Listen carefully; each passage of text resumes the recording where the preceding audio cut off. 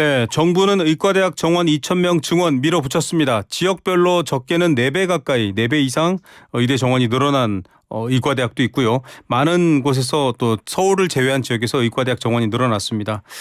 자, 의사 증원은 많은 국민들의 지지를 받는다라는 보도도 됐습니다. 많이들 동의하고 있는데 정부가 추진하는 방식 왜 의사와 이렇게 평행선을 그으며 해결을 못하고 있는 걸까요? 그리고 정작 이 이야기의 출발점이 되었던 지방의료, 지역의료의 붕괴와 필수 공공의료의 붕괴에 대한 얘기는 왜 아직 제대로 안 나오는 걸까요? 이 관련 이야기 직접 토론에 참여해서 의견을 전개한 분이죠. 의사입니다. 정영준 건강권 실현을 위한 보건의료단체연합 정책위원장 연결해서 얘기 들어봅니다. 위원장님 안녕하세요. 예, 안녕하세요. 다음 주부터는 이제 전공의들 면허 정지 처분 받기 시작한다 보도가 되고 있거든요. 상황이 해결이 안 될 방향으로 가고 있는 사태로 치달은 것 같습니다. 어떻게 보고 계십니까?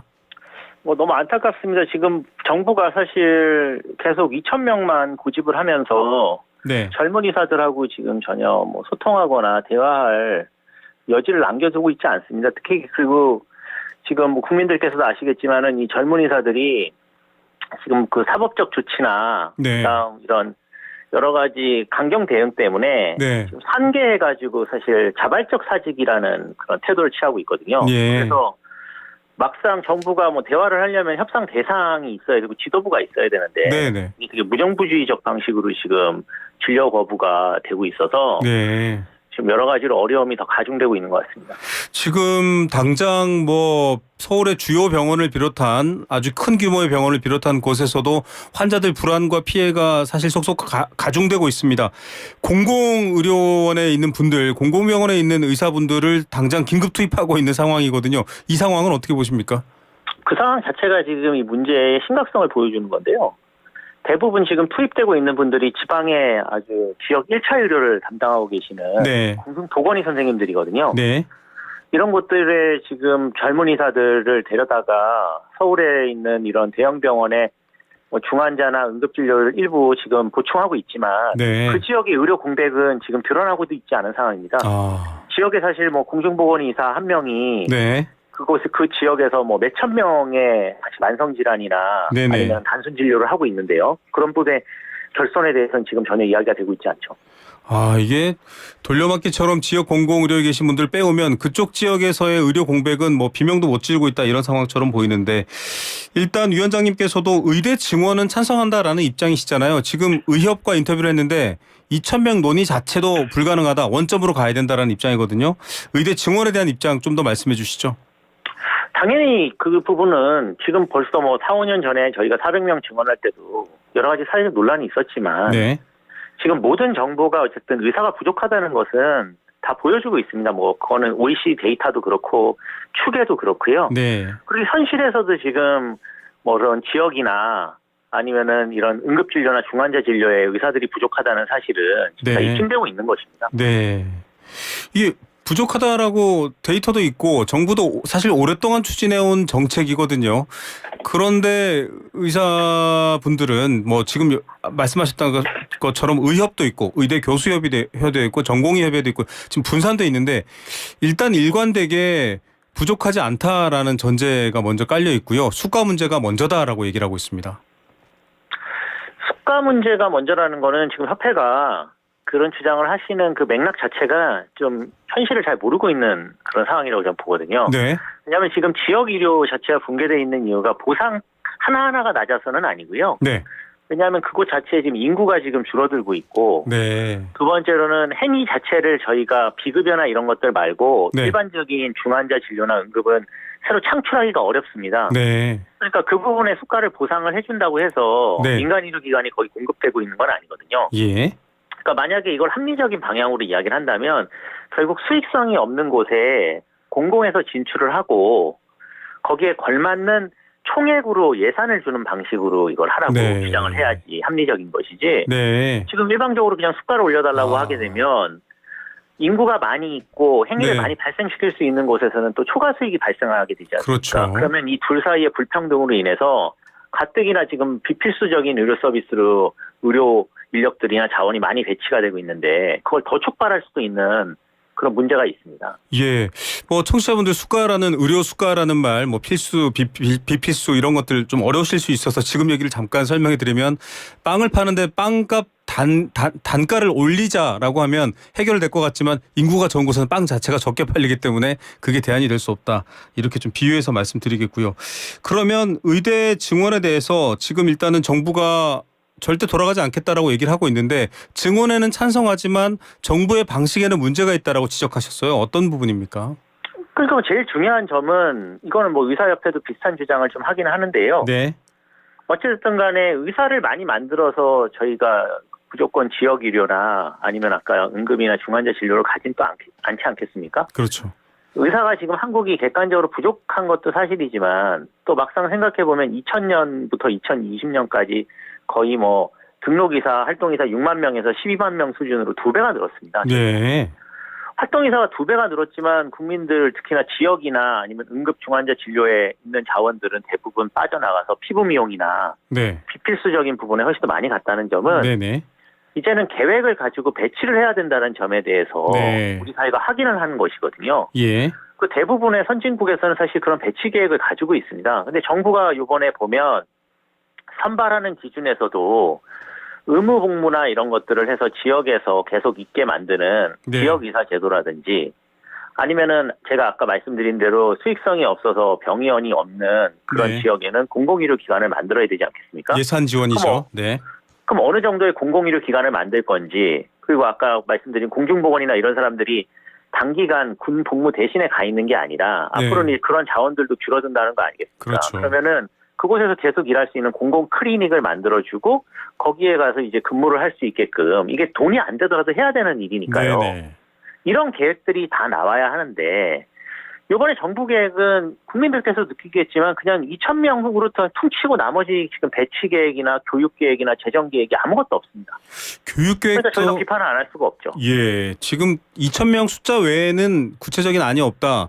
증원에는 찬성하지만 정부의 안에는 이런 부분이 부족하다는 얘기인데 2,000명을 어떻게 교육하느냐. 이게 지금도 6, 7명의 의대생들이 실습용 CCN에 붙어 있는데 이게 앞으로는 더 제대로 된 교육이 될 수 없다. 이런 지적이 있는데 정부는 1,000명 정도 당장 뭐 기초, 임상 뭐 교수를 확보한다라고 하거든요. 이 정부의 얘기와 또 이 의사들의 걱정 어떻게 구분해서 저희가 이해하면 될까요? 정부가 이제 제일 처음에는 뭐 증언을 해도 뭐 충분히 그냥 지금 현 상황에서 가능하다 이렇게 우기다가 네. 그나마 최근에 이제 의대 교수님들이 많이 나오셔서 그게 말이 안 되는 이야기라고 하니까 네. 그 다음에 나온 이야기가 이제 국립대 의대에 1,000명 교수를 더 늘리는 걸 이야기를 했거든요. 네. 근데 그것도 이제 세부안을 들어가게 되면 현재 사실은 근무 중인 기금 교수라고 해서 비정규 교수들을 정규직으로 전환하는 겁니다. 그중에 700명이. 저희가 병원 가면 뭐 어디 겸직 교수 이렇게 돼 있는 그런 분들 말씀하시는 건가요? 그러니까 저희가 병원 가서는 환자분들은 잘 못 느낄 수 있는데요. 네. 이게 그 사학재단에 교실 교수가 계시고 대형병원에는 아무래도 전문의가 많이 필요하기 때문에 네. 이제 그런 정규직 교수 말고 뭐 임상 교수라든가 기금 네네. 교수라든가 이런 교수님들이 계십니다. 네. 다 진료를 같이 하고 계세요. 예. 이분들을 이제 정규직 교수로 전환하는 게 1,000명 중에 700명이고 네. 그럼 300명만 신규로 한다는 거거든요. 예. 그래서 그 자체도 사실 많이 늘리는 게 아닐 뿐더러 네. 더 문제는 지금 정부가 어제 발표한 그 2,000명 배치안을 보게 되면 1,200명 정도는 사실은 사립대에 배정을 합니다. 네. 그러면 지금 정부가 1,000명을 늘린다는 거는 국립대병원의 교원 이야기였던 것이고 네. 사립대병원은 자신들이 그러면 재원을 마련해가지고 교원을 더 수급해야 되지 않겠습니까? 그렇죠. 그러면 사립대병원이 그런 재원을 어디서 마련하겠습니까? 결국은 민간 사립병원들은 수익성 있는 진료를 해서 그걸로 벌충하려고 할 것이 분명히 또 이런 문제들을 야기할 거기 때문에 네. 현재 이런 재정 계획이나 교육 계획이 없다고 하면 이 배치 계획으로 인해서 훨씬 더 수도권 쏠림이나 대형병원 쏠림이 악화될 수도 있는 겁니다. 예. 지금도 사실 그런 문제 때문에 이 서울의 기차역에는 각 대형 병원에 셔틀버스가 서 있고요. 지방에서 굳이 서울까지 올라와서 진료를 받는 불편함을 겪는 분들도 많이 있습니다. 그래서 나온 얘기 지역 의료 필수 의료 얘기를 좀 더 해봐야 될 것 같은데 지금 보건복지부가 오늘 보도 자료를 보면 의대도 지역 인재 전형을 확대하고 계약형 지역 필수 의사제 등을 도입해서 필수 의료 분야에 2028년까지 10조 정도는 쓰겠다라고 얘기를 했습니다. 예산 투입하겠다는 얘기 같은데 또 위원장님 다른 인터뷰에서 하신 얘기 보면 오히려 예산을 삭감하고 있다라고 또 비판하셨어요. 뭐 예산 삭감은 이제 작년에 이미 정부가 보건 예산을 8,800억을 전년도에 비해서 삭감을 했습니다. 공공병원 관련 예산 말씀이신 거죠? 공공병원 관련 예산이 제일 많고요. 네. 그거 말고도 이제 뭐 백신이나 이런 것들도 들어있는데 아, 네. 아무튼 중요한 점은 이제 저희가 명목임금이 오르고 있는 이 시점에 사실은 총액 자체가 8,800억 정도면 엄청난 금액이거든요. 그리고 이제 그런 금액을 삭감했다는 것뿐만 아니라 지금 아까 말씀하신 정부가 뭐 지역 인재 전형이나 계약형 지역 필수 의사제를 이야기를 하고 있지만 네네.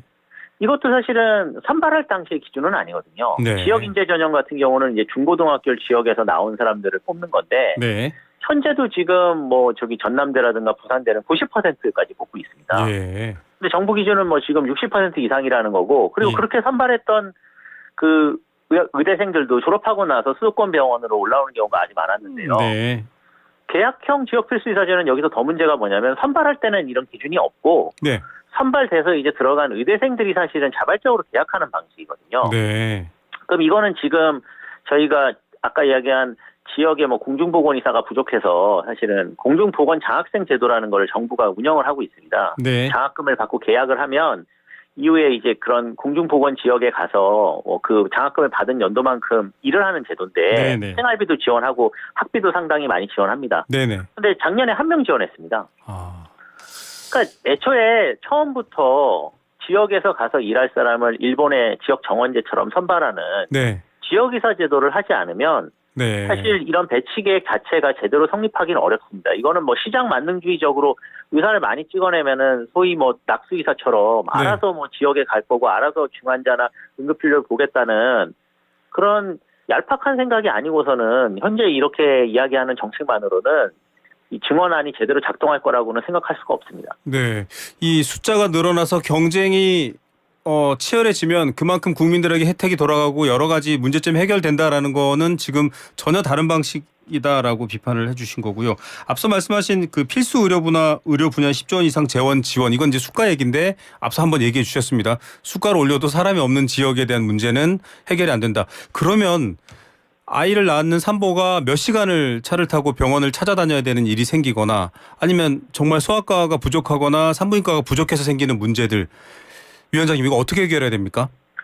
어쩔 수 없죠. 공공병원을 세우는 수밖에 없습니다. 지금 뭐 예를 들면 경북에 뭐 봉화나 저쪽에 이제 접근성이 좀 떨어지는 지역들이 있지 않습니까? 네네. 인구가 엄청나게 지금 줄어들어서 제가 정확한 지금 데이터는 잊어버렸는데 인구 소멸 지역에 가까운 곳들이 있습니다. 네. 그런 곳들이 이제 지금 20km, 30km씩 도달을 해야 분만할 수 있는 산부인과 의사를 만날 수 있고 응급의학과 의사 만날 수 있는 거 아니겠습니까? 네. 그렇다면은 그 지점에 사실은 이런 저희가 우체국이나 소방서 같이 필수적인 서비스로 공공병원을 다시 세울 수밖에 없는 것이죠. 네. 그러니까 결국 이 모든 문제는 도시에서 지금 저희가 이렇게 사람도 많고 접근성이 좋은 이 의료 시스템만 지금 청취하시는 분들이 생각하시면 안 되고 네. 사실은 접근성이 결여되고 민간이 도저히 들어가면 수익성이 없을 것 같은 부분들은 공공의료기관을 대대적으로 확충하는 수밖에 방법이 없습니다. 그리고 그 대대적으로 확충된 곳에서 현행 저희가 이제 사용하는 지불제도라고 하는 행위별 수가제라는 제도를 사용하고 있는데요. 네네. 아까 말씀하신 대로 뭐 빵을 하나에 얼마 단가가 네. 얼마라서 네네. 파는 그런 방식인데 그게 아니라 그냥 그 운영비 자체를 주고 운영시켜야 됩니다. 안 그러면 네. 다 적자라서 또 망할 거 아니겠습니까? 그럼 그렇죠. 지방정부가 재정 적자 감소하면서 공공의료기관을 못 만들죠. 그러니까 어쩔 수 없는 겁니다. 이건 군대나 경찰처럼 우리가 꼭 필요한 서비스이기 때문에 네. 우리 사회가 이제는 공적으로 공급해야 되겠다는 그런 합의를 이끌어내야 됩니다. 공공의대 설립 얘기도 나왔었잖아요.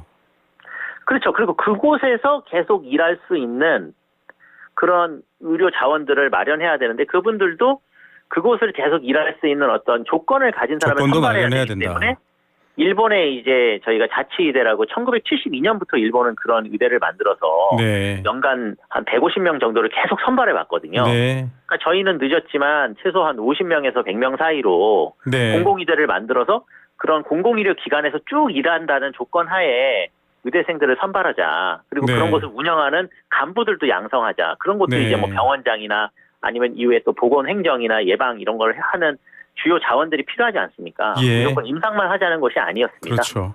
자, 이렇게 여러 제도뿐만 아니라 예산까지 입체적으로 갖춰야 가능한 해결 방안인데 의대 입학생 숫자만 늘리면 또 될 문제인가 이렇게 좀 비판과 오늘 증원에 대한 찬성 이야기를 동시에 갖고 있는 정영준 위원장님 얘기를 했고 끝으로 이번 정부는 다른 정부들 다 무서워서 못했지만 그래도 용감하게 2,000명 늘렸다 이렇게 얘기를 하거든요. 어떻게 보십니까? 그거 저는 무책임한 이야기라고 생각하는데요. 네.